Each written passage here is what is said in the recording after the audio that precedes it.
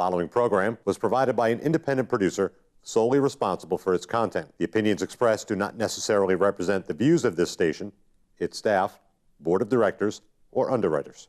Don't adjust your screen. There is nothing wrong. You're about to enter a world where the very concept of time is rendered obsolete by the sheer power of entertainment. You're about to enter the Boggis Hour.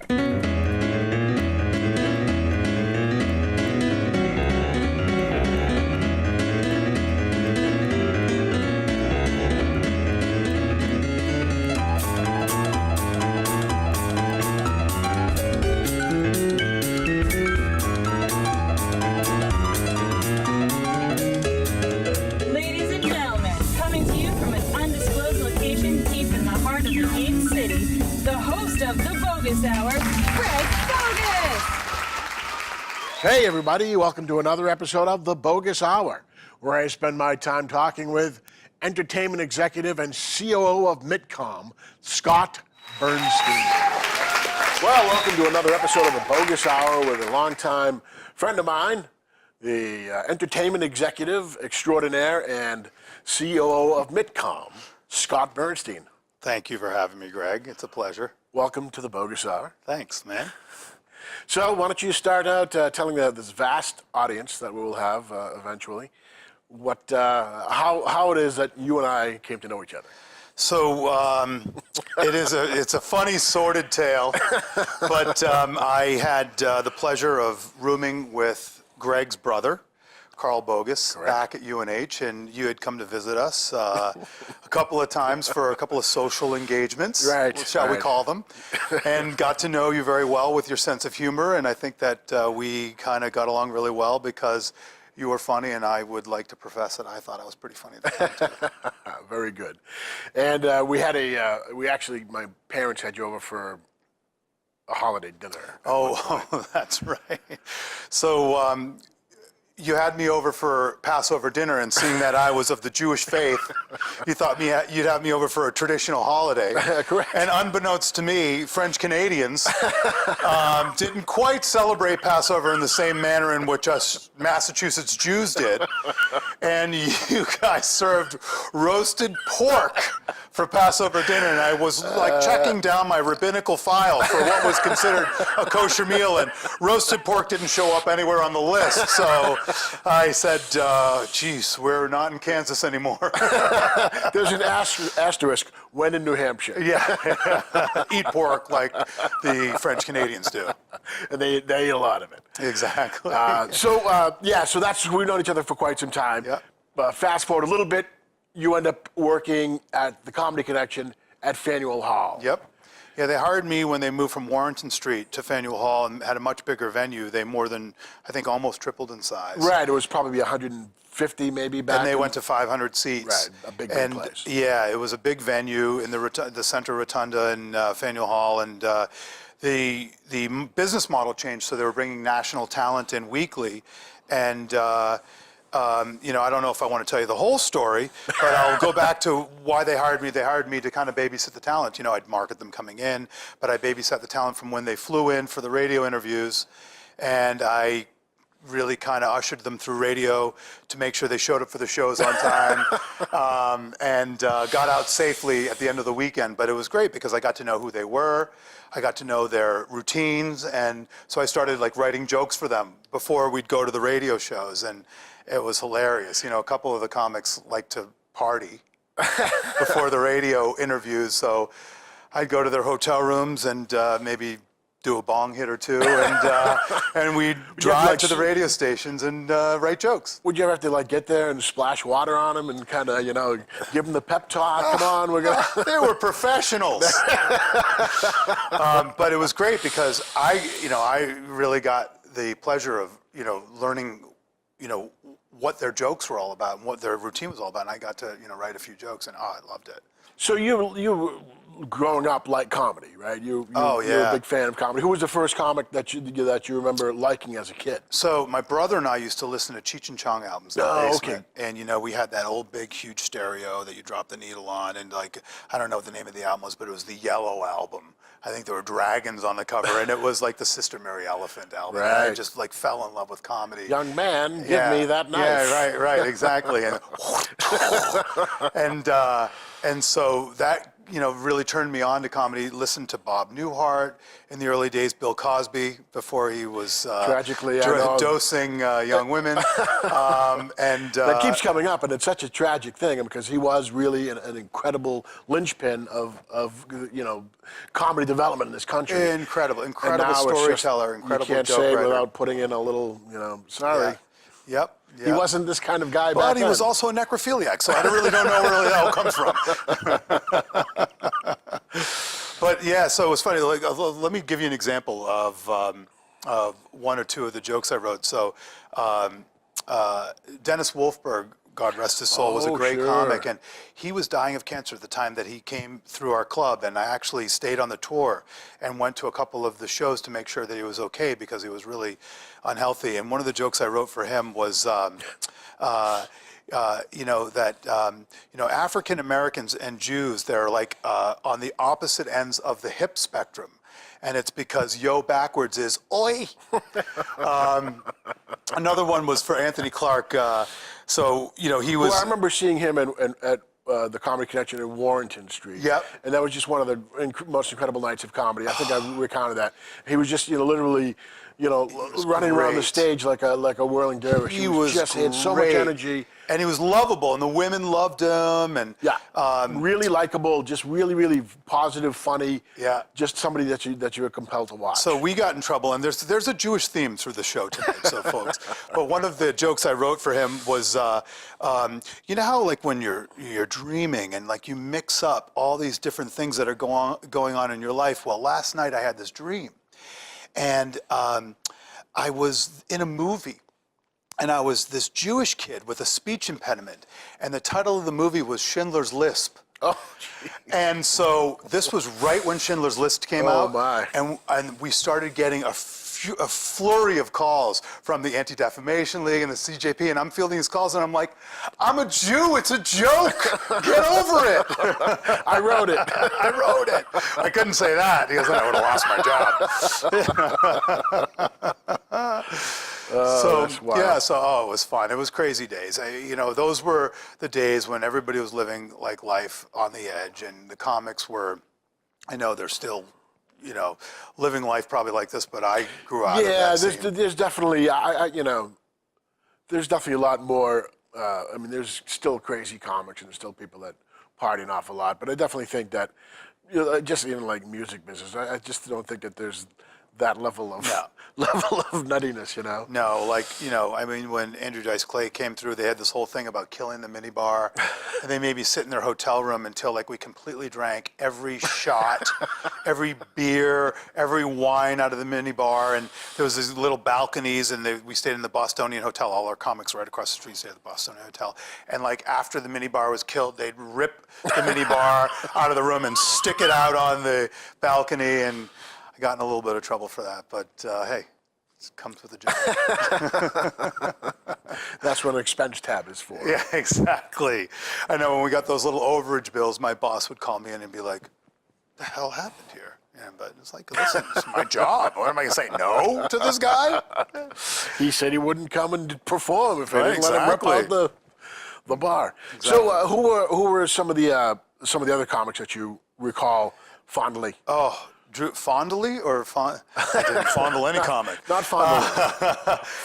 Drew Carey, sweetheart of a guy, just the nicest guy. Couldn't wait to get into town. Hey, Scotty, where are we going to go tonight? Loved to come into town, loved to go out for a few beers. Such a nice guy. There were other comics that weren't quite as nice. Dennis Miller wasn't the nicest guy, but Rosie O'Donnell. But there, I think you are who you are, and right. I think that fame just kind of Magnifies that. Magnifies who you are. So if at the core you're a nice person, you're a great guy or a great person when you are working with, professionally. If you're somebody that's just, got other issues to deal with. I've pretty much been a nice guy most of my life. I'm waiting to hit it so that I can become an asshole. Listen, and I'll handle your career because that's what I do. That's my job. So you go from the Comedy Connection to? After I left the Comedy And Connection. you were there for about 4 years? Yep, I was there for about 4 years, and then I went to the Hard Rock Cafe, and I was their U.S. Director of Marketing. So I handled like all their tours, all their like national promotions. But my specialty became throwing huge parties. Like when I was working at the Hard Rock in Boston, I'd just throw these big, huge bashes, on the budgets that they gave me, because the model of the business was marketing driven. Throw big parties and they will come. Right. And so my specialty became throw in big parties. So they started to have me do all of the Hard Rock openings internationally. So it was great. I went to, I did an opening in Cape Town, South Africa, with Jimmy Cliff headlining, Buenos Aires. I did all the reopenings of the Canadian Hard Rocks, and I was living life like a rock star. Wow. And then I settled down and got married. Wasn't that a smart move? But that's a different story for a different show. For a different show. But yeah, so that was fun, and it was a great gig. Jimmy Cliff? He must have been awesome. He was awesome. Great show. It was right. So the way that the Hard Rock was, it sat on this kind of edge of this cliff. Hey, maybe that's why we got Jimmy Cliff. We'll be here all week. And it overlooked the ocean, and it was just spectacular. And it was like, oh my God, it was the greatest party that we threw.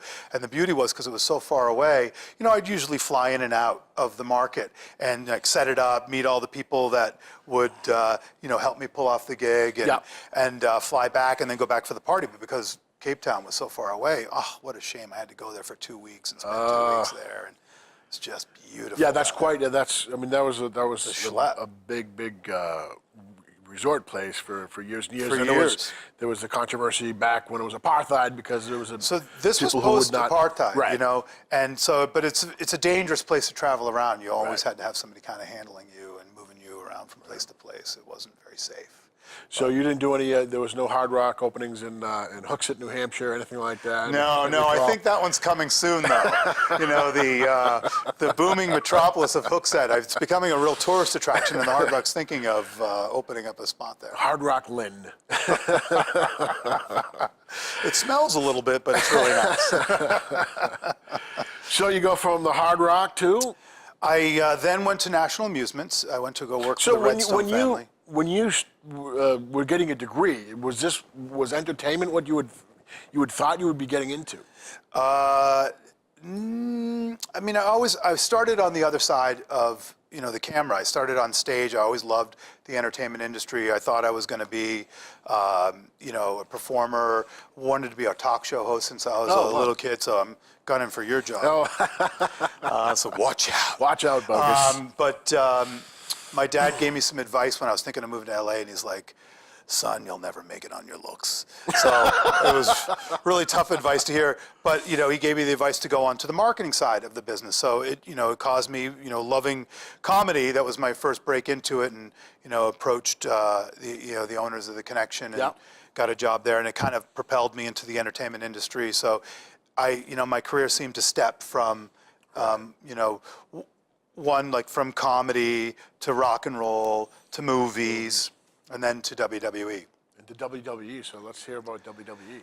So, WWE... So you were working for National Amusements? So I was at National Amusements, for almost 5 years. That was Just touch briefly on that. What was it? What was your capacity at National Amusements, which is a big film distributor? Yeah, they're in the exhibition industry. National Amusements is the holding company for CBS and Viacom, but the company National Amusements runs over 1,000 screens globally, movie theaters in the U.S., Right. the U.K. They used to have screens in Russia, wow. but they have screens in Buenos Aires, in Argentina, in Brazil, and so I was their VP of global marketing. So I did all of the the big opening events for big films, but I also marketed films on a weekly basis. And it's a very seasonal business, as you know. There's summer and there's holiday, around Christmas time, and then really finding opportunities to market film in between. So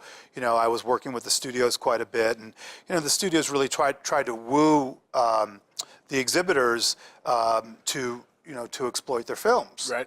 So there were a lot of conventions. CinemaCon's the big one in LA. So yeah, you got to meet like all the celebrities and stuff. And we'd go to these cocktail parties and met Chris Helmsworth when he was just came out with Thor. And so I'm standing next to him and I'm looking at him and I'm like, dude, I'm bigger than you. And he's like, yeah, you are, like, you're Thor and I'm bigger than you? But it was great Did because... he drink like this? No, he was actually a super nice guy. Really? Super nice guy, yeah.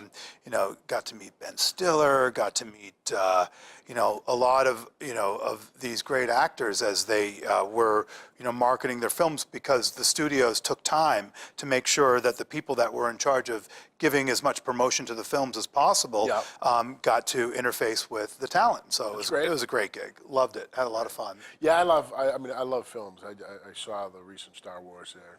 I just dug up my ticket from the original one, 1977. So you were at the original. Wow. $1.50. Wow, $1.50. They've gone up. General Cinemas in Nashua. All right. Which is now a Bugaboo Creek Steakhouse.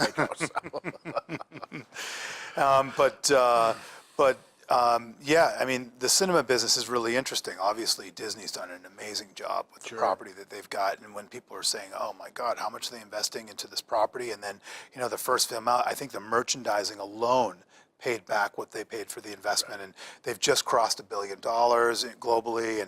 And I mean, they're just, they've got episode 8 all teed up. Right. Episode 9 they're already, working on. And it's amazing. I mean, there's nobody does it better than Disney. Yeah, they really do. They know what they're doing. They got the merchandising part down. Long time, man. It's incredible. I mean, they know how to completely exploit every avenue, every nook and cranny of a film, from the merchandise to the pre-promotion to tying it into fast food and other opportunities to make sure that it's exposed to the right demographic. They do an amazing job. Yeah, I was looking back at the original Star Wars stuff and thinking of how many of those stupid little figures I had. And thinking I would probably be able to retire if I had kept all that. I know. Merchandise. And the collectors now, they're crazy about all the collectibles. So yeah, you're right. It's incredible. So you go from National Amusements to... Yeah, then I went to WWE. Went to go work for Vince McMahon. It is in Stamford, Connecticut. Stamford, Connecticut. And very buttoned up organization. What you see on the screen, the wild abandon that they portray on the screen is all very carefully crafted. Right. I mean, incredibly crafted. They've got this team of writers that, at the whim of Mr. McMahon, they change storylines up to the last minute. And they're under pressure 24/7 because the whole business is run off the storyline. Right. It really is like a soap opera. Sure. The way they write this. I can't try to remember when I was able to figure out that the soap opera aspect. Oh yeah, it's literally a soap opera for testosterone laden dudes. Yep. And then it's great storytelling. It's great storytelling. What they do is they take the physicality to appeal to men, but it appeals to women as well. Sure. But they take the physicality of what goes on in the ring. That's where they fight out their differences, and they always have the hero and the heel, and sometimes those roles shift for the talent, and they just write storylines that continue throughout the whole year, and they peak right at WrestleMania, which is in April. So they have a series of pay-per-views that highlight all of the tension that's occurring, and it's all played out in the ring, and it's just brilliantly done. And I had never even attended a wrestling event before I went to work for WWE, and was amazed by the craft in which You know, they and the detail. Sure, yeah. And I what mean, they it's put an into it. incredible production, and it's interesting, seeing the whole progression of that business and talking about the, it used to be all these small little franchises throughout the country, and then I Right. believe Vince McMahon's father ended up conglomerating a whole bunch of them and creating this huge Yeah. behemoth, and then Right. he ended up turning it into the in the 80s, the extravaganzas. So what happened was, Vince's dad was a promoter, and he didn't know his father growing up because his parents were divorced, and he got reacquainted with his father in his, formative years, and learned the business through his father. And what happened was, I don't even remember who the person was, kind of blew the whistle that wrestling was fake. Right. And so it decimated the entire industry. And I think what happened was... Did you ever, before you go, did you ever see the interview with David Schultz? John Stossel interviewed him. No. And so John Stossel, gets him either going to or coming from, literally, in the hallway of an arena. And says, this is are you willing to contend or admit that this is fake? And David Schultz, open hand, literally belts him in the head, knocks him down.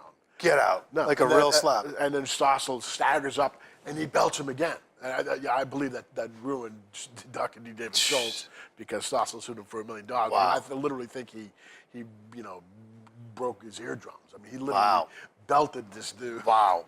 For Never saw having that. the nerve of asking him if it was real. It's crazy. Well, Is that real? I was like, ooh. Well, that's how smart Vince was, though, because he saw that as an opportunity, and he literally rolled up all these separate factions of the wrestling industry all over the country and created the WWF. Right.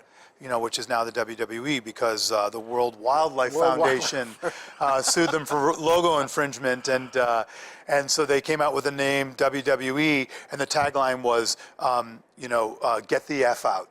So that was a really intelligent way of basically telling them where they stood on the matter. But and so he sensationalized the business, and created comic book heroes out of nowhere. Sure. And now it's this multi-billion-dollar organization, and they recently launched the WWE Network, which you can get for $9.95, and the ravenous fans can get, there's something like 13,000 hours of on-demand content from, so there's an inexhaustible. So you can watch all the stuff from days gone by? They have everything. Wow. And they took us into the TV studio where they ingested all, everything was kept on videotape, right?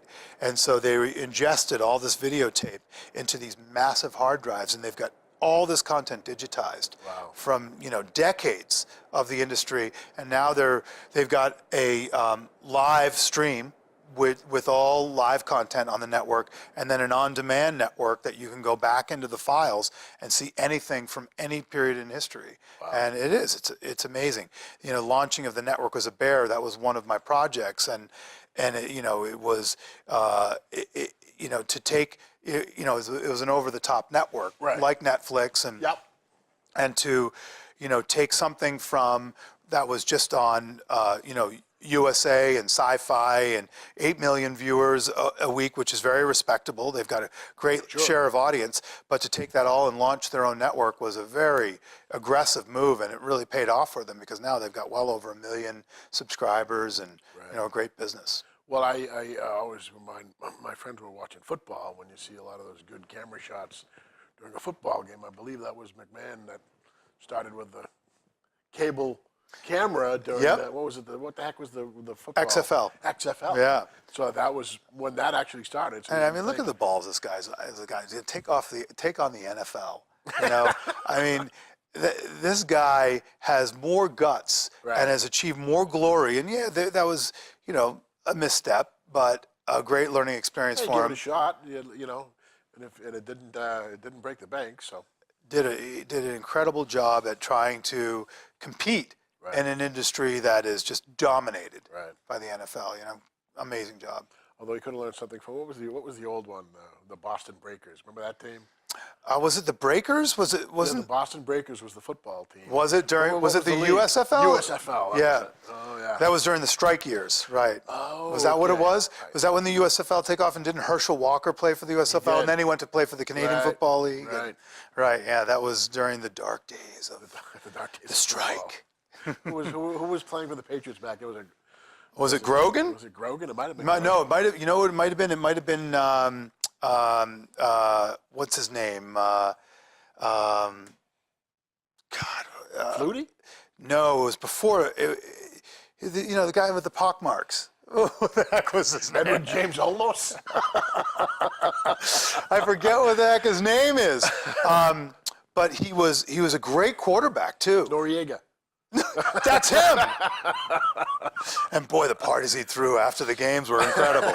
He'll come to me. I don't remember what his name is. But Wow. yeah, so that was, you know, an amazing experience. And then I got you know, the itch to come back to Boston because I was down, you know, in the New York region, and I really missed being up here. And this is really home for me. This is where all my contacts and relationships are.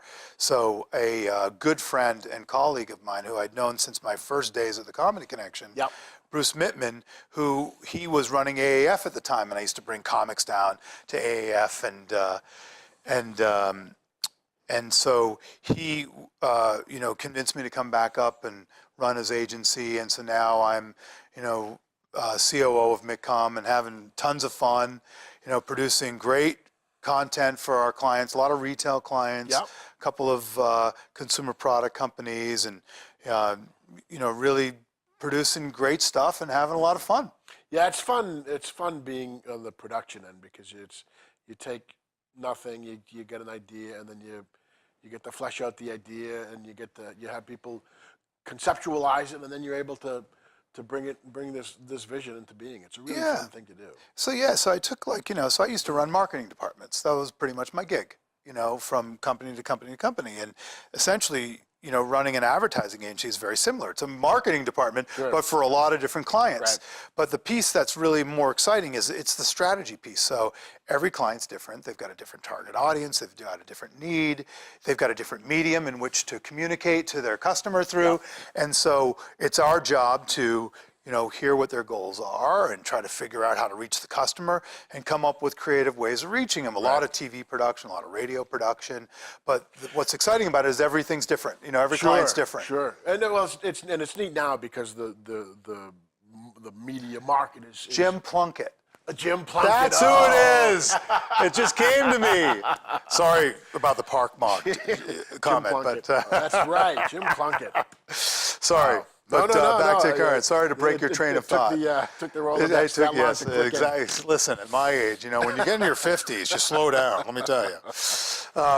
But yeah. So now it's more of you know, it's more of the strategy and the planning that is more exciting for me because I can look at every different client as a challenge, and you know, it's our job to find, you know, the most efficient way to reach their consumer, but also, you know, to come up with like a whole 360-degree plan that's fully integrated using traditional media like television, radio, digital media like YouTube, and, you know, using influencers like these YouTube and Vine stars right now. Right. I mean, these guys have millions of followers, Sure. and we find unique ways to take our content that we produce, and they kind of weave it into their channel, and they've already got millions of followers, so it's a very creative way to get their audience, which is our target audience, to consume our content. And so it's tons of fun. Yeah, it's interesting how all of that, the immediacy of the media is now, it's allowed so many people to create their own you know, thing. Oh yeah. You know, so I mean, the great thing about sometimes social media is you need somebody to watch your tape years ago, and now Right. you know it's just exactly. a click of a button. And Here's my VHS, and now here's my link, and I got millions of viewers. And I This had was millions like of viewers, 8 people sure. have watched this, and the 9th person is probably going to wear out. But I mean, the beauty of it is I think that content now is in the hands of everybody, Right. and so everyone has their own equal shot at being famous, and so it's really finding a unique way to leverage that talent that is meaningful to their audience, and finding a way to deliver, advertising messages or promotional messages through their medium. And that now is more the sharper and smarter angle in the industry, as opposed to traditional media. It will never go away. It's the best way to brand. It's the best way to get audience attention, to know about you, but to find those niche audiences that are watching these YouTube stars. I mean, that's now the most creative way to market your brand. It's the whole new world. It's a whole new world. Well, on that note, Scott Bernstein, entertainment executive, COO of Mittcom, old-time Boggis family friend. Thanks for coming on the show. Thanks for having me, man. Yeah, man. Lots of fun. Yeah, absolutely, and I hope to see you again sometime Let's soon. do this again. Great, thanks.